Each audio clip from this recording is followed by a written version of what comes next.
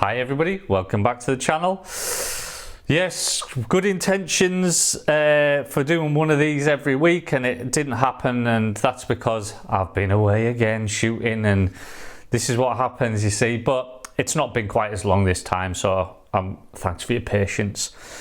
So I'm going to be showing you some street photography which I've been doing in London. I was away in London last week and I spent a couple of days there and just loved every minute of it. So I'm going to be showing you that street photography a little bit later. While I was there, I just get so happy whenever I'm in London shooting street photography, and yeah, almost euphoric. I'm just walking around in my element. It's just so amazing.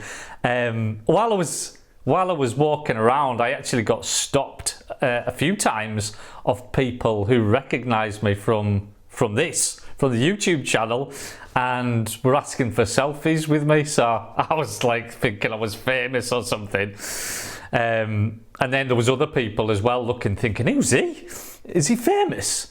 No, not really. But and don't worry, I won't get a big head about it. But I enjoyed it, to be fair.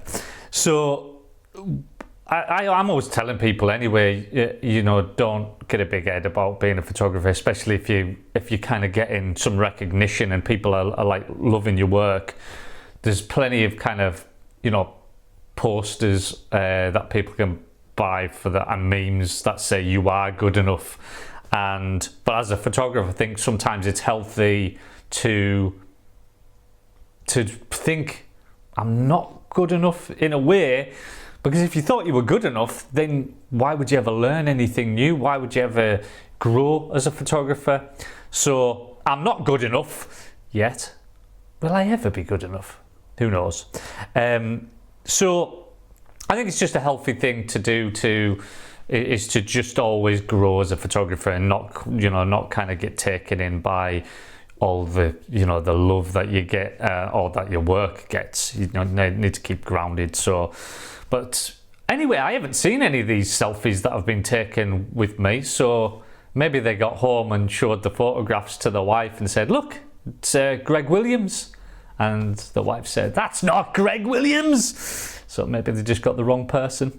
So I want to show you some of I mentor a number of people now. It's one of the things that I do as well as the workshops, and I want to show you some photographs, and I'll show them now while I'm talking. These photographs were taken by a photographer called John Adicott. Sorry if I've pronounced your second name wrong. But this guy, he's 57. He came up through the film days, a bit like me. And his first camera was a Canon AV1. My first Canon was like an AE1, I think it was. And then he kind of went through that same sort of thing that I went through, where just lost the love a little bit when everything went to digital. And this happened to a lot of film photographers. I certainly did, lose the love whenever things moved to digital. And then what happened is he started shooting with the Fuji X100 series. Again, I did the same thing, and that sparked a lot of people's love back into photography. Fuji, they did a really brilliant thing there, because a lot of film photographers got back into photography when them Fuji X100 series came out. Anyway, that sparked his love back again, and then he started shooting with the Q2 Monochrom, and then that's it.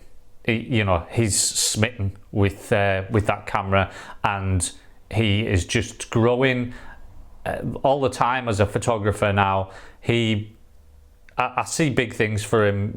He's just getting better all the time, and I just would like, if you would, maybe I'll put a link in the description to his Instagram, and just to give him a follow, because a lot of these photographers that I'm mentoring, they're not really, some of them don't even have Instagram accounts. They're not, most of these photographers, they're not in it to be seen almost, but as photographers, it's important to use whatever medium is out there to show your work. So give John a follow. I'll put the link in the description. So I keep getting asked where the time traveler is. Where's the time traveler? Look, I'm still doing the time traveler project. It's an ongoing project, and I know I haven't shot any time traveler images recently, but I'm still within kind of the printing process of the time traveler images that I've already done.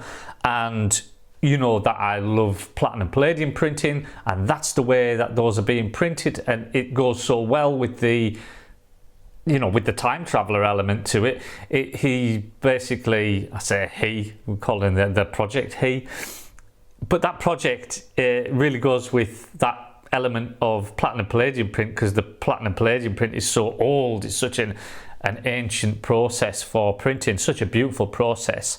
I did a workshop, you see, with RJ Print Lab, and it's such a great workshop to go on. I'll send you put you a link in the description for and you know, Roberto, he'll do a fantastic workshop for you and get you up and running, and hopefully, you know, printing your own Platinum Palladium prints.